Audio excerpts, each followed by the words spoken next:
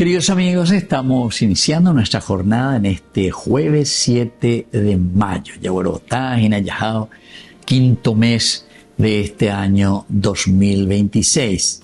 Por aquellos días, después de una larga discusión sobre el asunto de la circuncisión, Pedro se levantó y dijo a los apóstoles y a los presbíteros: hermanos, ustedes saben que ya desde los primeros días Dios me eligió entre ustedes para que los paganos oyeran por mi medio las palabras del Evangelio y creyeran.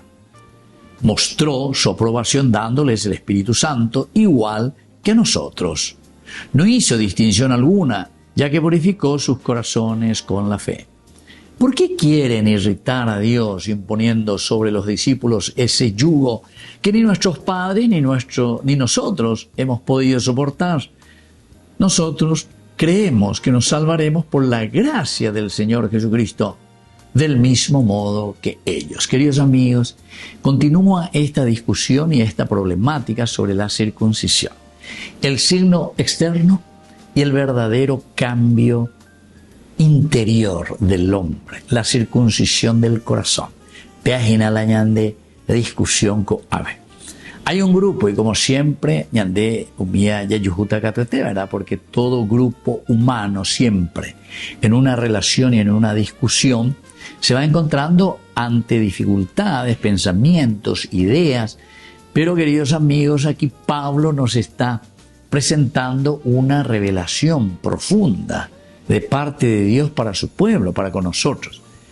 Es la importante idea, la ley por la ley, o aquí lo que Pablo está proponiendo y dice justamente: nosotros creemos que nos salvaremos, dice, por la gracia del Señor Jesucristo.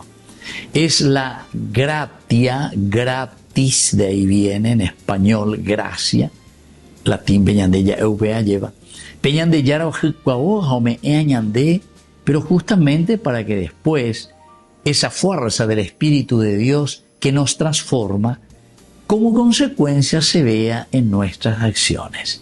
Upeala ya chata hina ñande, upeala ñandeña ñanduta hina, ñandera pisacuera abuteba lleva en nuestra familia, en nuestra sociedad.